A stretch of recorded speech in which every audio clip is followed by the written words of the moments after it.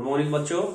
आज 11वीं का जो टॉपिक है, जो हमारा जो टॉपिक चल रहा था संख्याओं के परिच्छेद, उसमें आपको वर्त की समीकरण और वर्त की व्यापक और प्रमाणित समीकरण हम लोग समझ चुके हैं और उसकी एक्सरसाइज भी हम लोगों ने कर ली है। इसका नेक्स्ट टॉपिक आता है जब हम संख्याओं के परिच्छेद करते हैं। परिच्छेद से मतलब टुकड़े करते हैं या काटते हैं, तो एक आकृति बनती है, उसका नाम है परवलय। इसे इंग्लिश में हम पैराबोला भी कहते हैं। अब बात करते हैं ये, क्योंकि आकृति आपके लिए बहुत नई है। वर्त तो आप कक्षा 8 से पढ़ते आ रहे हैं या कक्षा 6 में भी आप लोगों ने वर्त के बारे में समझा है, लेकिन ये भाग जो रहेगा आपका बिल्कुल नया रहेगा। इसके भाग आगे आने वाले तीनों भाग जो रहेंगे, परवलय, अति परवलय और दीर्घवर्त, ये तीनों ही नई आकृति होंगी। तो इनकी क्या समीकरण रहने वाली है और क्या इसमें नई चीजें हैं, वो सब हम लोग समझेंगे। तो देखिए, सबसे पहले परवलय होता क्या है, इस पे पहले फोकस करते हैं। जब संख्याओं को काटते हैं, काटने के बाद जो एक आकृति बनती है, काटा कैसे जाता है ये, कि इस पैराबोला को समांतर अगर काटा जाए, किसी शंकु को समांतर काटा जाए, तो एक ऐसी आकृति बनती है जिस आकृति का यहां नाम रखा गया है परवलय। परिभाषा क्या है? जब इसके बिंदु पथ को जाना, यानी बिंदु पथ को देखने की कोशिश की कि इसकी आकृति किस तरीके की बन पा रही है, तो वो उसमें एक नया एक रिजल्ट निकल के आया है। उसकी डेफिनेशन के आधार पर आप समझेंगे कि शंकु परिच्छेद उस बिंदु का बिंदु पथ है। जब बिंदु मान लीजिए P है, P बिंदु लेते हैं और इसके निर्देशांक XY हमने मान लिए हैं। तो जब ये P बिंदु गमन करता है, यानी घूमता है इस तरीके से, जैसे भी ये राउंड करेगा, तो यहां है S एक बिंदु है जिसको हमने यहां नाभि कहा है, नाम रखा गया है नाभि, और ये होती है नियता। एक रेखा है जिसका नाम रख दिया गया है नियता। तो जब ये गमन करता है P बिंदु, तो उसकी एक स्थिर बिंदु मतलब S, जिसको हम नाभि कह रहे हैं, तथा एक स्थिर रेखा ZM, जिसे हम नियता कह रहे हैं, इन से जो दूरियां रहेंगी, यानी कि PS और PM की दूरी हमेशा अचर बनी रहती है, नियत रहती है, ये कांस्टेंट रहती है, ये कभी चेंज नहीं होती। इन दोनों का अनुपात हमेशा बराबर रहेगा, यानी जितनी दूरी इसकी रहेगी उतनी दूरी इसकी रहेगी। कहने का मेरा मतलब है, अब PS बिंदु P से S की दूरी अगर 10 सेंटीमीटर है, तो बिंदु P से M की दूरी भी 10 ही सेंटीमीटर रहेगी। अब ये जब गमन करता है, बिंदु P हमारा एक स्थिर बिंदु नहीं है, ये गमन बिंदु है। हमारे जो स्थिर बिंदु रहेंगे वो S नाभि रहेगी, एक रेखा नियता रहेगी। मान लीजिए P बिंदु यहां आता है, तो यहां से जितनी दूरी इसकी उतनी दूरी इसकी बनी रहेगी। चलो हम मान लेते हैं P बिंदु घूमते घूमते घूमते घूमते इस बिंदु पे आ गया, ऊपर ऐसे राउंड लगा रहा। तो यहां से समझिए, जब बिंदु P O बिंदु पर आ जाता है, तो यहां से यहां तक की जो दूरी रहेगी वो यहां से यहां तक की दूरी के बराबर रहेगी, जो इसकी डेफिनेशन बता रही है। ऐसे अगर ये राउंड करता है ऐसे, तो PS और SM की डिस्टेंस सेम रहेगी, ये डेफिनेशन में आपको बताया गया है। ये आगे भी बहुत क्लियर होगी, क्योंकि ये बात ध्यान रखेंगे आपको। मैंने अभी आपसे कहा है कि बिंदु P से नाभि की दूरी और बिंदु P से नियता की दूरी हमेशा समान बनी रहती है। इस पर आप इसे दिमाग में नोट करके रखें। और इसी के आधार पर एक रेशो ली है, जो डेफिनेशन थी, PS अपॉन PM बराबर एक अचर राशि है, जिसको यहां E मान लिया गया। इसे उत्केंद्रता भी बोलते हैं। तो अब बात करते हैं, जहां मैंने आपको ये क्लियर कर दिया कि जहां S एक नाभि है और ZN एक संख्याओं की नियता है, इसका नाम नियता है। तो एक और बात नोट करेंगे, परवलय में PS बराबर PS upon PM equal to 1 के बराबर होता है, क्योंकि रेशो सेम रहेगी। मान लीजिए यहाँ ये डिस्टेंस 10 सेंटीमीटर है, ये डिस्टेंस भी 10 सेंटीमीटर है। जब मैंने डिवाइड करूंगा, अनुपात निकालूंगा, तो वो एक ही बनेगा। जब दोनों की दूरियां सेम रहेंगी तो हमेशा एक रहेगा। इसका दैट मीन्स हम कह सकते हैं जो एफिशिएंसी है यानी उत्केंद्रता है वो इसका मान E बराबर 1 ही रहेगा। आप ये भी कह सकते हैं P से नाभि की दूरी और P से नियता की दूरी समान रहती है। अब बात करते हैं परवलय की व्यापक समीकरण। व्यापक समीकरण से मेरा मतलब है, मान लीजिए अगर नाभि के निर्देशांक HK हैं और P के निर्देशांक XY हैं और नियता की समीकरण AX plus BY plus C equal to 0 है, तो ऐसी स्थिति में हमारी जो व्यापक समीकरण हो सकती है वो क्या बननी चाहिए। देखिए, जब हम ये तो डेफिनेशन में जान ही चुके हैं कि इसकी दूरी की समान है, तो हम बिंदु P से S की दूरी निकालने के लिए इसमें डिस्टेंस फॉर्मूला लगा देंगे। आपने 10th में डिस्टेंस फॉर्मूला पढ़ा होगा, दो बिंदुओं के बीच की दूरी का सूत्र। उसमें आप लोगों ने पढ़ा है root x1 minus x2 x2 minus x1 plus y2 minus y1 का स्क्वायर इक्वल टू। अब बात करते हैं बिंदु P से नियता पर की दूरी। तो बिंदु P से नियता पर यहां लंब डाला गया है। तो आपने जब रेखा की समीकरण पढ़ी होगी तो किसी बिंदु पर लंब रेखा की समीकरण भी पढ़ी होगी। किसी बिंदु से किसी रेखा पर डाले गए लंब की लंबाई का फॉर्मूला भी पढ़ा होगा। ये फॉर्मूला आपका 10th में आया होगा। P लंब निकालना, AX1 BY1 plus C under root A square plus B square. ये फॉर्मूला होता है जब किसी बिंदु से x1 x2 वो बिंदु है, मान लीजिए x1 x2 2 या 3 है, इस रेखा पर लंब डाला गया तो इस लंब की लंबाई निकालने का फॉर्मूला ये होता है, वो यहां लगाया गया है ax plus BY plus C। इतना मैंने स्क्वायर पहले कर लिया था, उसका कारण बताऊंगा, क्योंकि यहाँ रूट लगेगा, रूट को हटाने के लिए वर्ग करना होगा दोनों तरफ का। तो ये जो समीकरण बन के आती है ये परवलय की व्यापक समीकरण है। व्यापक मतलब पूरी जो समीकरण बन सकती है वो ये रहेगी। लेकिन बात अगर डेफिनेशन की करते हैं, ये तो आपके सामने वो बात रखी गई है जो अगर बिंदु हमारा S x अक्ष पे है तो इसके निर्देशांक H और K हो ही नहीं सकते। मेरी बात गौर करेंगे, बच्चे ये भी समझ रहे होंगे कि जब मैंने यहां निर्देशांक लिया है तो यहां ये बात एकदम दिमाग में स्ट्राइक कर रही होगी कि यहां मैं H पहला निर्देशांक H तो ले सकता हूं, लेकिन दूसरा निर्देशांक में यहां 0 लेना पड़ेगा यदि नाभि x अक्ष पे है तो। लेकिन मैं व्यापक बात कर रहा हूं, यदि नाभि x अक्ष पे ना होकर आपकी S यहां हो और बिंदु P कहीं और हो तो नाभि तो शिफ्ट भी हो सकती है, अलग भी हो सकती है। तो ऐसी स्थिति में आपके दोनों निर्देशांक H के होंगे, तो वैसी स्थिति में उसकी व्यापक समीकरण ये होनी चाहिए। लेकिन हम पूरे चैप्टर के अंतर्गत हम नाभि को जो S को x अक्ष पे ही लेंगे, तो उस स्थिति में जो मानक समीकरण बनेगी वो भी आप समझ लीजिए। वहां आपका K का मान 0 रहेगा और निर्देशांक ये XY ही रहेंगे। ये डिस्टेंस हमारी जो रहेगी वही यहाँ रहेगी, वो मैं आपको क्लियर कर देता हूं, इसके बाद आप ये समझेंगे। तो ये व्यापक समीकरण किस आधार पर है वो मैं आपको बता चुका हूं। जब S x अक्ष पे ना हो तब ये व्यापक समीकरण ये हो सकती है।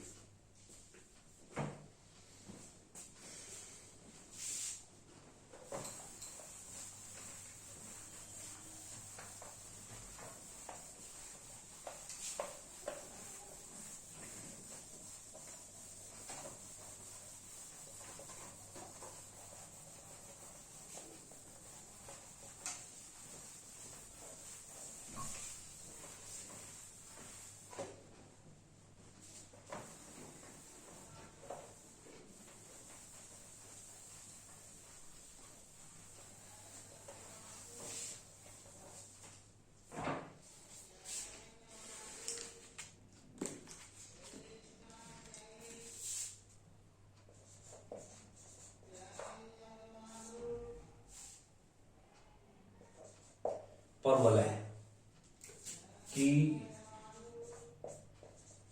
मानक समीकरण, या आप इसका नाम दूसरा ले सकते हैं, प्रमाणित समीकरण भी कह सकते हैं, या ये भी कह सकते हैं स्टैंडर्ड इक्वेशन। आपको इंग्लिश में पढ़ा है, पता है कि दो समीकरण हमने वर्त की बताई थी, एक मानक और एक व्यापक। इसमें आप व्यापक समीकरण का बहुत कम यूज होना है, ज्यादातर मानक समीकरण का ही यूज होना है। तो परवलय का पथ कैसा होगा पहले तो ये समझ लेते हैं, उसी से हमारी परवलय की मानक समीकरण बनेगी।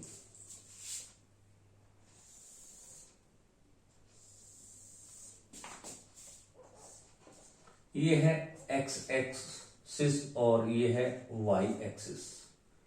ये ओ हो गया। जो परवलय का पथ है वो इस तरीके से हमारा बनता है, दिखाई देता है बना हुआ।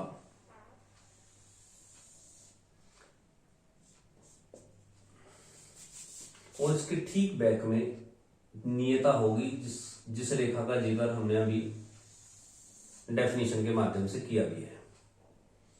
इसको यहां हम लोग Z, ये O होगा, यहां नाभि है S, मान लीजिए इसके निर्देशांक A0 है। अभी जिक्र भी कर रहा था मैं, क्योंकि उसमें मैंने निर्देशांक लिए थे H के। यहां निर्देशांक मान लिया A0 है, यानी डिस्टेंस हमारी यहां से यहां तक की A है, और बिंदु P जिसके निर्देशांक XY है। अब बात करते हैं बिंदु पथ की। जब ये बिंदु आपका घूम रहा होगा तो वो इस तरीके से रहा होगा, आप नोट करिए। जब घूमा होगा, घूमने के बाद ये राउंड जो बना है वो परवलय बिंदु P के बेस पर बना है, क्योंकि बिंदु P ही घूम रहा है, जिसे हम बिंदु पथ भी कह रहे थे, डेफिनेशन में मैंने बोला भी था। तो बिंदु P मोमेंट करेगा। मान लीजिए एक स्थिति में बिंदु P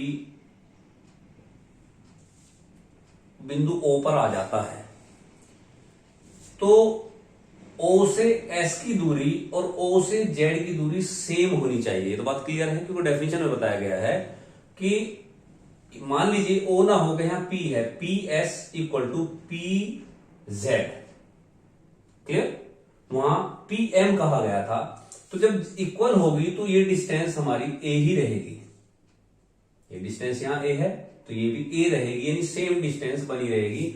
लेकिन ये एक्स एक्सिस का धन दिशा है और ये एक्स एक्सिस की ऋण दिशा है।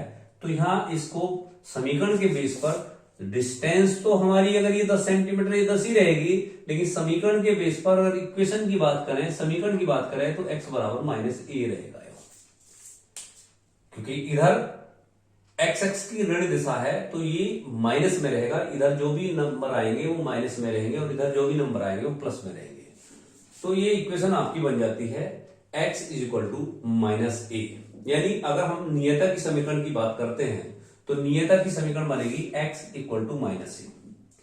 अब हमें क्योंकि प्रमाणित या मानक समीकरण निकालनी, तो हमें ये दो दूरी लेनी पड़ेगी। एक दूरी एक ही है,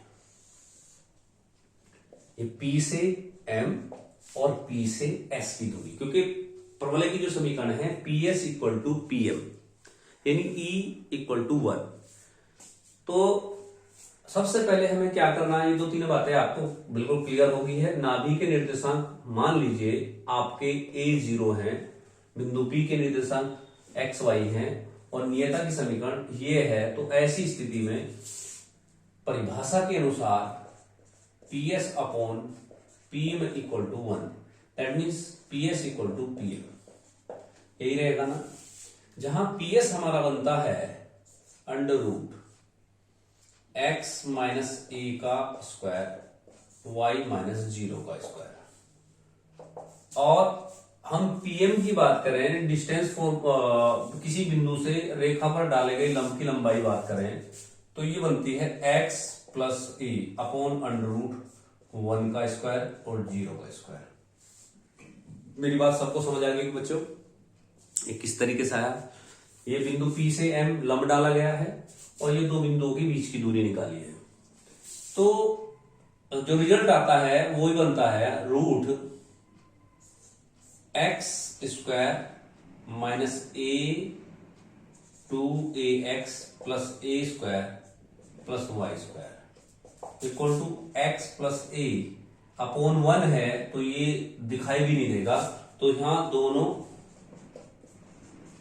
पक्षों का वर्ग करने पर, जैसे ही हम दोनों पक्षों का वर्ग करेंगे तो वहां बन जाएगा x square plus y square minus 2ax plus a square equal to x square plus 2ax plus a square. तो दोनों समीकरण में आप देखेंगे यहां से एक्स स्क्वायर कैंसिल हो रहा है, यहां से ए स्क्वायर कैंसिल हो रहा है, तो यहां वाई स्क्वायर यहीं रोक लेते हैं। 2x ये था, 2ax ये था, 4ax आपका बन जाता है। ये आपकी होती है परवलय की मानक समीकरण। मैं समझता हूं बच्चों ये बात आपको क्लियर हुई होगी, समझ में भी आई होगी। लेकिन ये मानक समीकरण तब है जब परवलय की नाभि एक्स एक्सिस पर हो, अगर नाभि आपकी वाई एक्सिस पर हो या एक्स डैश पे हो या वाई डैश पे हो। ये परवलय का जो बिंदु पथ है, इनके बदलते ही सब चीजें बदल जाएंगी, यानी नाभि भी बदल जाएगी और नियता भी बदल जाएगी। मेरा कहने का मतलब ये है, मैंने जो आपको मानक समीकरण बताई है वो सिर्फ एक्स एक्स की धन दिशा में परवलय की मानक समीकरण आपको बताई है। अब इसी से आप बहुत सारी चीजें क्लियर कर सकते हैं या समझ सकते हैं। अब इसमें हम लोग, क्योंकि हमें सवालों में करना क्या है, बहुत सारी चीजें हमें निकालनी है, वो पॉइंट टू पॉइंट आपको मैं नोट करा देता हूं। हमसे क्या होगा, या तो हमें परवलय की समीकरण ज्ञात होगी या कोई बिंदु ज्ञात होंगे, हमसे परवलय की समीकरण ज्ञात की जा सकती है या करवाई जा सकती है, या परवलय की समीकरण ज्ञात हो तो हमसे पूछा जा सकता है इसकी नाभि कितनी होगी, नियता की समीकरण क्या होगी, इसका बिंदु पथ क्या होगा, इसकी नाभीय जीवा क्या होगी। ये सारी बातें आपके सामने आएगी। तो कुछ चीजें मैं आपको नोट करा देता हूं। नोट कीजिए। परवलय इसके लिए सबसे पहला पॉइंट है नाभि के निर्देशांक। जब परवलय एक्स एक्स की धन दिशा में हो तो नाभि के निर्देशांक एस होंगे a0। दूसरा पॉइंट, नियता की समीकरण वो होगी आपकी, ये प्लस का ए है तो माइनस का हो जाएगा, यानी x equal to minus a, या आप कह सकते हैं x plus a equal to 0। नियता आ गई। इसके बाद आपका आता है नाभि के निर्देशांक हो गए। फिर आता शीर्ष। यहां शीर्ष को ए कहा गया है, मैं इसको ए लिख देता हूं, ए। तीसरा पॉइंट, शीर्ष के निर्देशांक ए वो 0 0 रहेंगे। ए क्योंकि मूल बिंदु से छू के निकल रहा है तो वो 0 0 रहेंगे इस स्थिति में, जैसी स्थिति में इस समय परवलय आपके सामने है। शीर्ष के हो गए। इसके बाद आता है अक्ष की समीकरण। चौथा पॉइंट होता है अक्ष की समीकरण।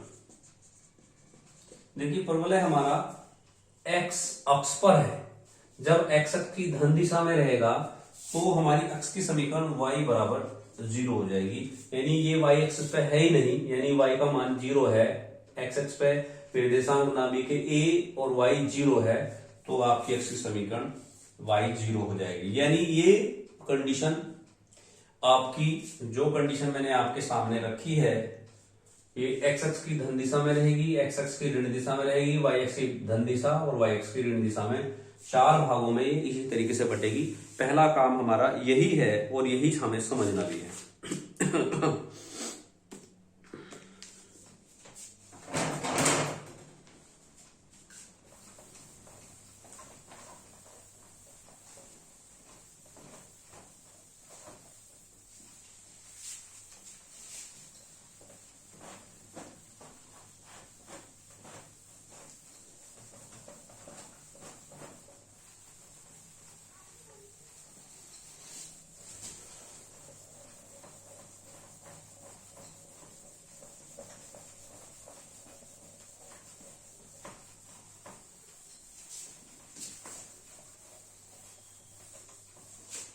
अब इनके और बाकी के रूप भी ऐसे ही समझे जाएंगे, यानी रूप जो एक्स एक्स की ऋण दिशा है, धन दिशा है, इन 4 चीजों में हम 4 भागों में इनको बांट सकते हैं।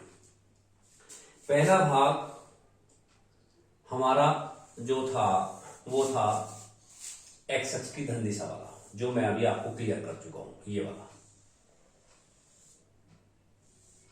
ये बात मैंने क्लियर की, जिसमें नाभि SA0 थी, P बिंदु था, नियता ये आपके सामने AM रखा गया। तो यहां पहली बात समीकरण y² = 4ax। दूसरा पॉइंट आपके सामने आया था नाभि S = A0। तीसरा पॉइंट नियता -a या x + a = 0। तीसरा नियता के बाद आपका आता है शीर्ष a = 0 0। चौथा पॉइंट और लास्ट पॉइंट है अक्ष की समीकरण। एक्स की समीकरण में क्योंकि y = 0 हो जाएगा, ऐसे ही आप इसके भाग बदल दीजिए। यानी मैं यहां से चेंज करता हूं दूसरा भाग इसका। आप ऐसे ही एक चार्ट बना लीजिए और बना के देख लीजिए, सारा याद हो जाएगा। नियता आपकी पीछे चली जाएगी। ये एक्स एक्स था, इसका एक्स डैश हो गया। तो प्यारे बच्चों, अभी आप यहां समझ सकते हैं कि जो हमारा नाभि है एस इस साइड हो जाती है, क्योंकि ये एक्स की ऋण दिशा है, तो ये -A0 होगी। तो नियता सीधी सी बात है, अंडरस्टूड आप समझ जाएंगे। जब नियत इधर नाभि आपकी माइनस में है तो नियता जो प्लस में आ जाएगी, यानी x = यहां हो जाएगा a। और निकालना सब वही है, Pxy निर्देशांक यहाँ xy है मान लीजिए, और आपकी वही डिस्टेंस वाला फॉर्मूला वैसे ही लगेगा। तो यहां से जो तीनों बातें हैं वो आपकी फर्स्ट केस में आपकी हो जाएगी परवलय की समीकरण में सब कुछ सेम रहेगा। y² जहां 4ax है वहां माइनस के 4ax हो जाएगा। सेकेंड केस में नाभि आपके सामने है S - A0। तीसरा पॉइंट नियता का है, जो x = a होना ही है, या आप कहेंगे x - a = 0। चौथा पॉइंट आपका शीर्ष का है, शीर्ष सब में a 0 0 ही रहना है। 5 ये पॉइंट आपका है अक्ष का है, अक्ष की समीकरण y = 0 ही रहनी है। यानी ये पॉइंट इसमें सारे के सारे वैसे ही मैच कर रहे हैं। दो चीजें आपकी बदली है, 1 2 3, दो पॉइंट सेम है। बाकी आगे आप आ जाइए थर्ड केस में। ये फर्स्ट सेकंड थर्ड केस है आपकी, अगर समीकरण y की धन दिशा में है, ये y हो गया, तो y की धन दिशा में होने पर ये y डैश है, ये x है और x डैश है, और आपकी समीकरण ये हो जाएगी नियता। तो यहां आपकी जो नाभि है, नाभि जो चेंज होके s आपकी 0a होगी। जब ये 0 होगी यानी x तो 0 हो गया, और ऐसे केस में जो y है आपका जो शीर्ष है a रहेगा, लेकिन ये जो डिस्टेंस है ये प्लस की थी, इधर -a रहेगा, लेकिन ये -a y = -a रहेगा, ना कि x बराबर रहेगा, क्योंकि आपकी जो नियता है y डैश पे आ गई है, y एक्सिस पे आ गई है। तो ऐसे केसेस आपको अपने आप भी समझ लेना है, क्योंकि आपने ज्योमेट्री पढ़ी है, कोऑर्डिनेट ज्योमेट्री में आप लोग निर्देशांक ज्यामिति पढ़ चुके हैं, तो ये चीजें आप लोग जानते भी हैं। तो बहुत सारी चीजें इसमें क्लियर हो चुकी होगी। इसमें सबसे पहली बात हमें देखनी है समीकरण क्या है। तो जो समीकरण है, जो बार बार हम लिख रहे हैं, परवलय की समीकरण आपकी बनेगी यहाँ x² = 4ay, बदल जाएगा। एक बात तो ये समझ गए होंगे आप लोग, क्योंकि y की धन दिशा है। दूसरा केस यहाँ जो नाभि है वो आप समझ गए होंगे 0a होगा, और नियता की जो समीकरण बन के आएगी वो बनेगी y = -a या y + a = 0। और तीसरा केस आपका शीर्ष है, चौथा केस आपका शीर्ष है, जो a वो 0 0 ही रहेगा। और पांचवा केस है आपका अक्ष की समीकरण, अक्ष की समीकरण जो आपकी रहेगी, क्योंकि यहाँ वाई एक्सिस पे है तो यहाँ एक्स बराबर 0 रह जाएगा। और ऐसा ही केस आपका बनता है वाई एक्स की ऋण दिशा, ये नियता होगी, ये वाई एक्स प्लस ये ऋण दिशा होगी। तो एस जो है हमारा, एस के यहां 0 माइनस ए, 0 माइनस ए, जब ये 0 माइनस ए रहेगा और यहां लिख लेता हूं 0 माइनस ए, तो आपकी जो नियता है वो इधर प्लस में चली जाएगी, y बराबर ए। और बाकी की सारी चीजें आप लोगों को समझ में आ ही रही होगी कि मैं 2-3 बार वही चीज रिपीट कर रहा हूं। तो समीकरण की बात करें तो समीकरण है यहाँ x square equal to minus 4ay। नाभि की बात करें तो s बराबर 0 माइनस ए, और नियता की बात करें तो y इक्वल टू ए या y माइनस ए बराबर 0, और शीर्ष की बात करें a 0 0, और अक्ष की बात करें तो आपका x बराबर 0 ही रहेगा। तो 4 केसेस आपके सामने आपको बताए गए हैं, आपको मैं समझता हूं समझ में आया होंगे। अब क्योंकि प्रवलय में 2-1 चीजें और अलग होती हैं, वो भी हम लोग समझ लें तो ज्यादा बेटर रहेगा। 2 चीजें और हैं।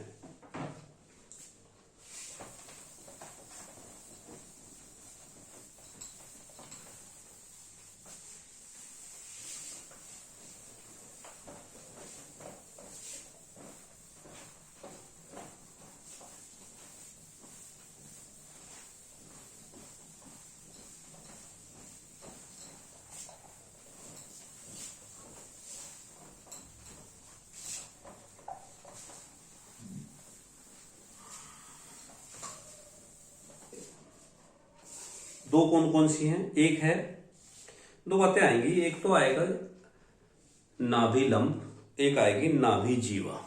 दोनों का अंतर समझ लेना, क्योंकि एक को कहा गया है नाभि लंब और एक नाभि जीवा, दोनों में थोड़ा सा डिफरेंस है। दोनों को आप हमसे या आप समझ लीजिए कैसे हम इनको समझना चाहिए, मतलब बता क्लियर कर लीजिए कैसे इसको समझा जा सकता है।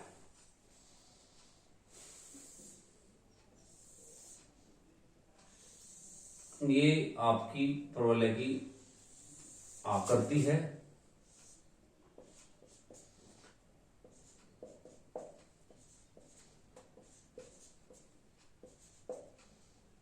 अब यहां है ये नाभि एस, 2 नाम आएंगे, एक तो नाभि लंब आएगा, नाभि लंब, और एक आएगा नाभि जीवा। नाभि लंब, नाभि लंब क्या होता है? यदि किसी बिंदु से, प्रवलय के किसी बिंदु से नाभि पर लंब डाल दिया जाए, ये 90 डिग्री का एंगल बनाता हुआ एक रेखा ड्रॉ कर दीजिए आप। इसका नाम हमने रख दिया एल है, ये एल डैश है। तो बिंदु एस पर जो लंब डाला गया है वह एल एल डैश आपकी नाभि लंब कहलाएगा। क्या कहलाएगा बच्चों? ये नाभि लंब कहलाएगा। अब आपसे पूछने लगे कि नाभि लंब की लंबाई कितनी होती है, इसकी डिस्टेंस बताइए, तो हम कैसे निकाल सकते हैं? हमें ये पता है कि यहां x की वैल्यू a है। क्या है बच्चों? x की वैल्यू a। तो जब यो रेखा की समीकरण हम लेंगे, यानी मान लीजिए यहां प्रवलय की समीकरण y square is equal to 4ax है, और a हमारा बन जा रहा है, यहां a की बात करें, x के निर्देशांक नाभि, क्योंकि रेखा जो है बिंदु s से होकर जाती है, तो बिंदु s के निर्देशांक रेखा को संतुष्ट करेंगे। तो ऐसी स्थिति में x का मान हमारा यहाँ a हो सकता है, a, y square equal to 4a into a, यानी y square equal to 4a square, यानी y is equal to 2a plus minus, आप समझ गए होंगे। तो जब ये प्लस माइनस 2 आए तो यहाँ के जो निर्देशांक हैं, यानी ये निर्देशांक आपका a 2a हो गया, और ये a xa है माइनस 2a हो गया। तो आपने देखा होगा यहां जो वैल्यू आई थी प्लस माइनस 2a आई थी। तो ऐसी स्थिति में जो ये मान है, यहां से यहां तक की जो दूरी है वो 2a है, और ये भी 2a है। तो एल एल डैश का जो लंबाई होगी वो 2a + 2a यानी 4a होगी। आपसे पूछने लगे कि नाभि लंब की लंबाई ज्ञात कीजिए, तो आप ऐसे ज्ञात कर सकते हैं। बात समझ आ गई होगी। मैं समझता हूं बच्चों को सारी ये बातें क्लियर हो भी गई होंगी, ऐसा नहीं कि ना हो ही हो। अब बात आती है नाभीय जीवा। एक नाम आएगा आपके सामने, नाभीय जीवा। नाभि लंब आपको समझ आ गई होगी। नाभि जीवा क्या है? जो नाभि से तो जाए लेकिन नाभि पर लंब ना हो। क्या ना हो बच्चों? नाभि पे लंब ना हो, इसका नाम रखा गया है नाभि जीवा। इसे नाभि जीवा कहते हैं, इसे नाभि लंब कहते हैं। दोनों बात क्लियर होगी।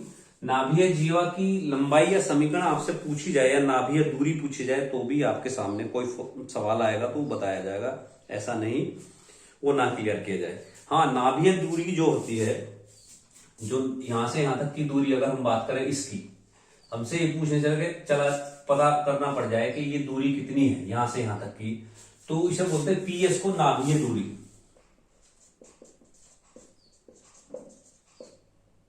नाभीय दूरी जो होती है x + a, यहां से यहां तक की जो a होगी डिस्टेंस, इसे x + a कहेंगे। मान लीजिए बिंदु के निर्देशांक हमारे कितने हैं? यहां निर्देशांक है आपका x और y, तो डिस्टेंस a है, तो ये जो दूरी मानी गई है वो x + a के इक्वल होगी।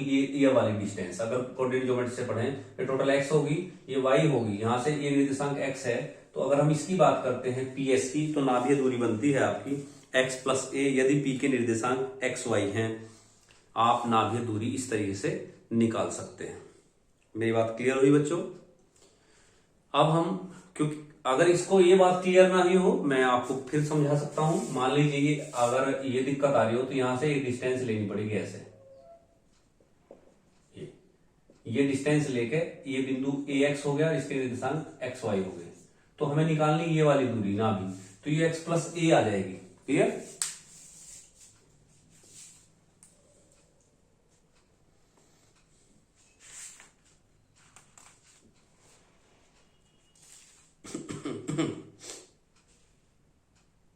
आइए अब बात करते हैं सवालों की। बात क्लियर हो गई होगी सबको?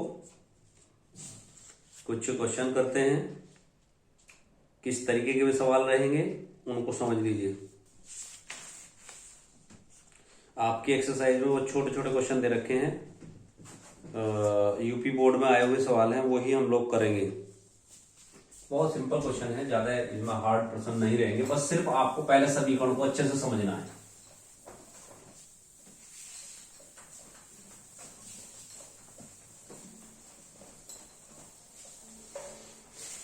सबसे पहले आपके सामने सवाल है कि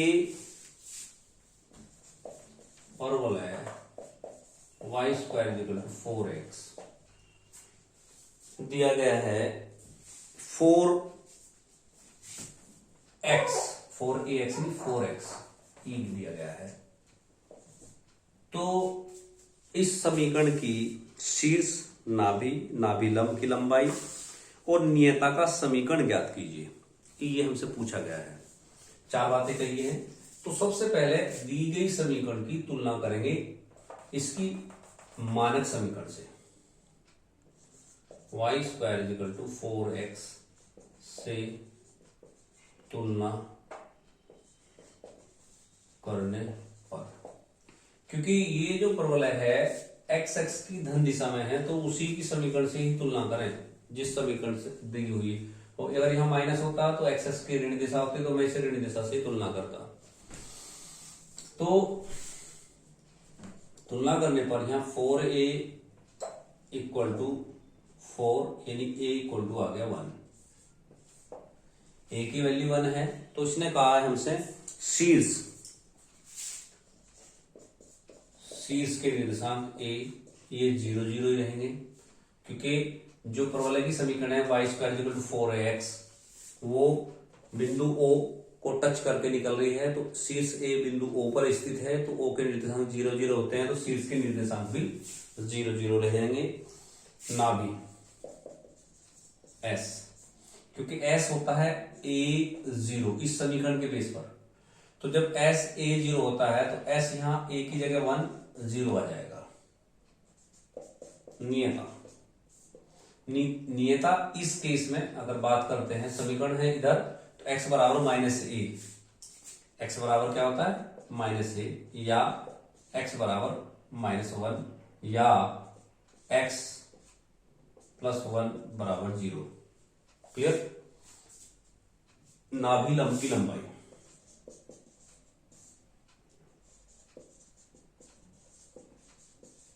नाभि लंब की लंबाई आपको समझा बताई थी मैंने अभी थोड़ी देर पहले, ये होती है 4a, ए हमारा 1 है तो लंबाई हो जाएगी 4। सवाल क्लियर हो गया, सबको समझ आ गया होगा। ऐसे यूपी बोर्ड में एक और सवाल दिया है, y² -8x। मैं एक बार और रिपीट कर देता हूं, सारे सवाल एक जैसे हैं बच्चों। मैं इसको आप कैसे करेंगे, इसमें -8x है, इसमें भी शीर्ष, नाभि, नाभिलंब और नियता की समीकरण पूछी गई है। इसमें मुझे नहीं लगता कि आपको कोई दिक्कत आने वाली है। किस तरीके के सवाल आपसे पूछे जा सकते हैं, हम उस पर बात करते हैं। जैसे आपके सामने एक सवाल रखा हुआ है, ये कहा इसने x² + 4x, x² + 4x + 2y बराबर 0। ये एक समीकरण आपके सामने है। इसमें कहा गया है कि नाभि, शीर्ष, नियता और नाभिलंब की समीकरण ज्ञात कीजिए, या नाभिलंब का मान ज्ञात कीजिए, उसकी लंबाई ज्ञात कीजिए। तो प्यारे बच्चों, हमारे पास जो समीकरण है वो एक व्यापक है, एक मानक नहीं है। पहले इसे मानक समीकरण में कन्वर्ट करेंगे, और मानक समीकरण में कन्वर्ट करने से पहले आप लोग ये पहले डिसाइड करेंगे कि ये देखेंगे कि समीकरण में जो चर दिए गए हैं उस पे स्क्वायर किस पे है, x² पे है या y पे है। तो यहाँ जो चर है x, इस पे जो x का यहाँ वर्ग दे रखा है, ये द्विघात समीकरण इसकी है, तो इसी का हम पूर्ण वर्ग करेंगे। अगर y पे देते तो y का पूर्ण वर्ग करते।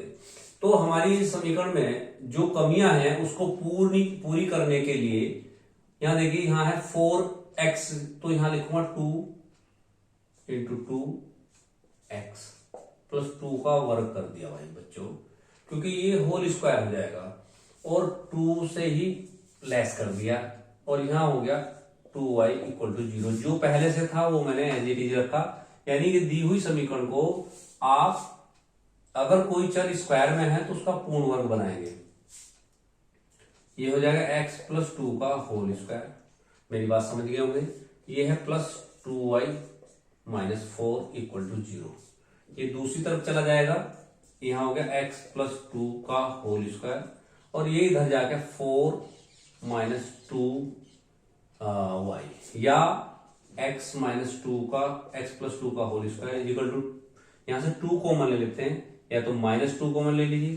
चलिए मैंने -2 कॉमन ले लिया, तो यहां बचेगा -1y - 2। तो हमारी जो समीकरण बनी इसको हम इस तरीके से लिख सकते हैं। यहां थोड़ी देर के लिए माना कैपिटल X बराबर x + 2 और कैपिटल Y बराबर y - 2। तो जो समीकरण बनकर आती है वो बनके x² - 2 कैपिटल Y। ये समीकरण 1 थी, ये समीकरण 2 होगी। दूसरी समीकरण आपको कहां लगती है, ये x पे है या y एक्सिस पे है, या x की धन दिशा है, y की धन दिशा, ऋण दिशा, ये सब आपको क्लियर होगी। जो हमारी समीकरण दे रखी है x² - 2y, यानी ये है y की ऋण दिशा है ना, y डैश अक्ष पर स्थित है, तो x² = -4ay से तुलना करने पर, माइनस वाले केस ले लिए ऐसे कैसे, यहां हो गया आपका -4a = -2, दैट मीन्स माइनस से माइनस कैंसिल हो गया, a = 1/2, a की वैल्यू आ जाती है।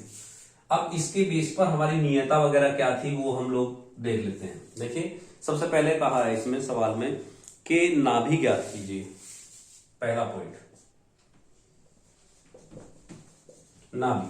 देखिए इस समीकरण की जो नाभि होगी, क्योंकि ये होगी आपकी, क्योंकि वाई एक्स की वाई डैश पर है तो एक्स तो 0 ही रहना है और वाई माइनस के ए रहेगा।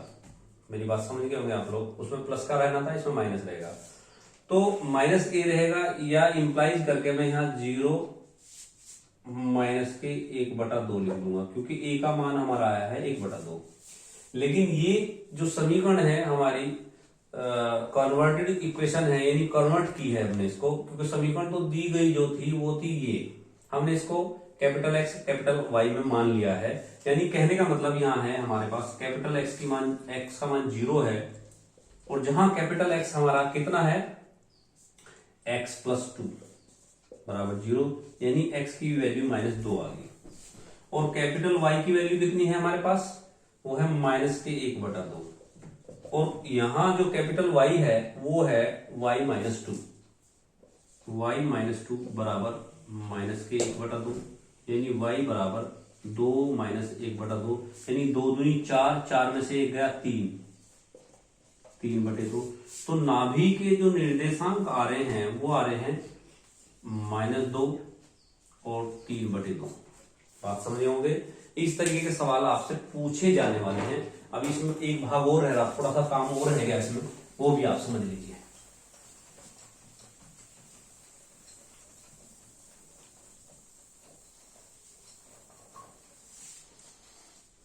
दूसरा भाग इसमें पूछा नाभि के बाद शीर्ष।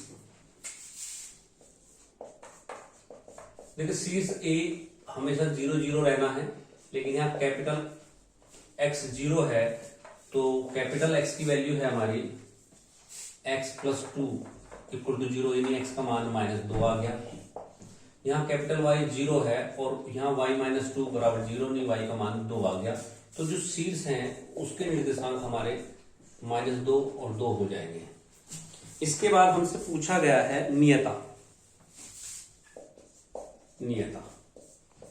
नियता आपकी है यहाँ, क्योंकि जो आपके मान है हमारे पास है, जो समीकरण दी गई है वो है x बराबर इतना, यानी y बराबर कैपिटल Y बराबर +a, क्योंकि माइनस में थी तो नियता प्लस में आ जाएगी। तो a का मान 1/2 है, कैपिटल Y हमारा y - 2 बराबर 1/2, यानी कि y बराबर 2 + 1/2, y बराबर 5/2, या आप कह सकते हैं 2y - 5 बराबर 0। ये नियता की समीकरण हो जाएगी। ये हमसे पूछा गया था और आप लोगों को समझ में भी आ गया होगा। इसके बाद आपसे नाभि लंब का समीकरण, जो नाभि लंब का जो समीकरण रहेगा वो क्या रहेगा, क्योंकि आपका नाभि लंब का समीकरण x के बराबर है, x बराबर 4a है, तो यहाँ कैपिटल X अगर हम लेंगे तो 4a के बराबर आएगा, तो 4a हमारा 1/2 है, तो यहाँ आपका 2 आ जाएगा, कैपिटल X = 2। नाभि लंब का समीकरण देखो, नाभि लंब की लंबाई 4a के बराबर है और 4a कितना है 1/2, और यहाँ हो गया 2। और नाभि लंब, क्योंकि नाभि रहनी कहाँ है आपको पहले बता दिया गया, ये है आपका ये वाली समीकरण, और आपकी नाभि लंब S से जाएगा इस तरीके से, और ये आपका है x अक्ष के समांतर, ये जो दूरी आएगी वो x की आएगी, यानी कैपिटल X बराबर 2, और कैपिटल X आपका कितना है x + 2 0, तो x बराबर 0 हो जाएगा। आप मेरी बात समझ गए होंगे। यानी जो हमारी समीकरण है वो इसी पर स्थित है, इसी बिंदु पर, तो यहाँ x बराबर आपका 0 रहेगा, क्योंकि यहाँ x + 2 बराबर 2 आ रहा, 2 से 2 कैंसिल हो गया, यहाँ आ गया नाभि लंब की समीकरण x बराबर 0। तो प्यारे बच्चों, आज की वीडियो में बस इतना ही, क्योंकि काफी लंबी भी वीडियो हो चुकी है। नेक्स्ट वीडियो में इसी एक्सरसाइज से और क्वेश्चन लिए जाएंगे, और बाकी जो भी आपके प्रश्न रहेंगे उन पर भी बात की जाएगी। आप व्हाट्सएप के आधार पर आप बता सकते हैं। इसमें 2-3 वीडियो और आनी है, एक प्रबलय, फिर दीर्घवृत्त और अति प्रबलय। अब आप समझिए, जब प्रबलय आप समझ लेंगे तो दीर्घवृत्त में आपको कोई समस्या आने वाली नहीं है। तो बस आज के लिए इतना ही। सुरक्षित रहिए और पढ़ते रहिए। धन्यवाद छात्रों।